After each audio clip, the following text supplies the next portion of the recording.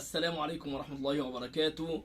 أهلا ومرحبا بكم أعزائي مشاهدي ومتابعي قناة العراقي نيوز. أهلا ومرحبا بكم مع يسر العراقي. النهاردة هنتكلم عن موضوع، طبعا في موضوع زين العابدين عبد السلام شلقاني اللي نصب على الناس كتير، وهنعرض صورته طبعا دلوقتي. زين العابدين عبد السلام شلقاني إبراهيم ده الشخصية اللي بنتكلم عليها كشخصية بعينها وباسمها، اللي نصب على الناس في ترع الشابوري كتير، ونصب على الناس في حوالي 10 مليون جنيه، وطبعا فص ملح وداب.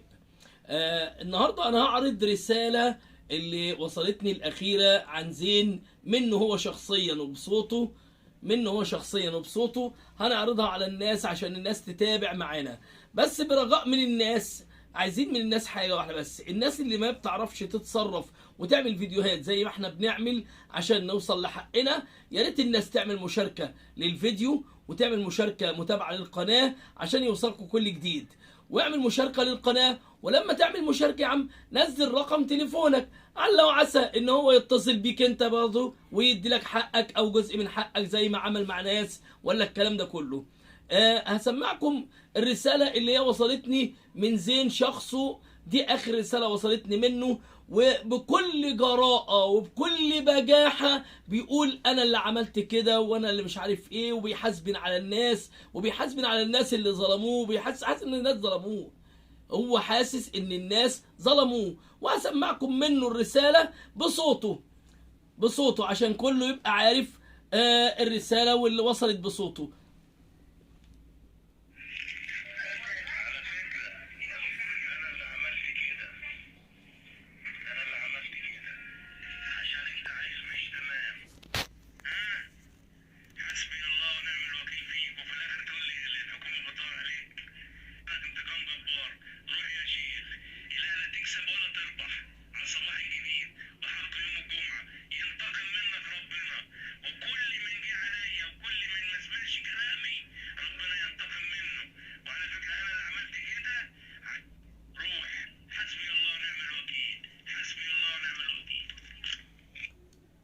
شفتوا يا جماعة؟ شفتوا الرسالة اللي وصلت من زين والبجاحة اللي بيقول لي بيها انا اللي عملت كده، ورجع في اخر المكالمة بيقول لي برضو انا اللي عملت كده. يعني هو عامل كده قاصد.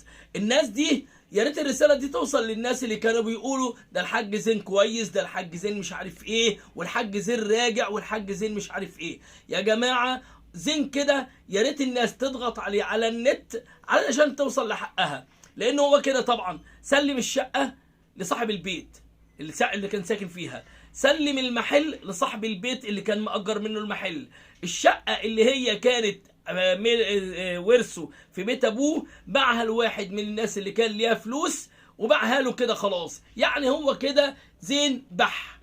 يعني فالناس يا ريت الناس تساعدنا وتدور عليه معانا، احنا بندور عليه، كل اللي بيوصلنا ده انا ما عرفتش طريقه لحد الان.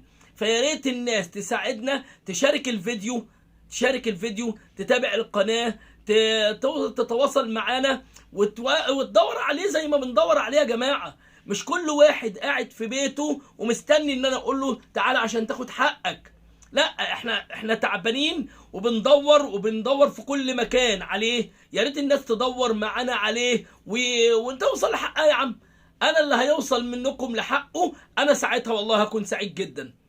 انا لو واحد وصل وعرف يوصل ليه او هو يتواصل معاه وياخد حقه، والله انا هبقى سعيد جدا، مش هزعل من حد.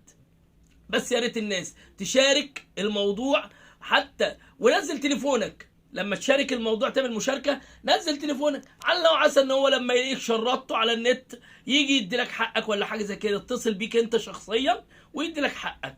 يا ريت الناس تساعدنا، واشكركم والسلام عليكم ورحمة الله وبركاته.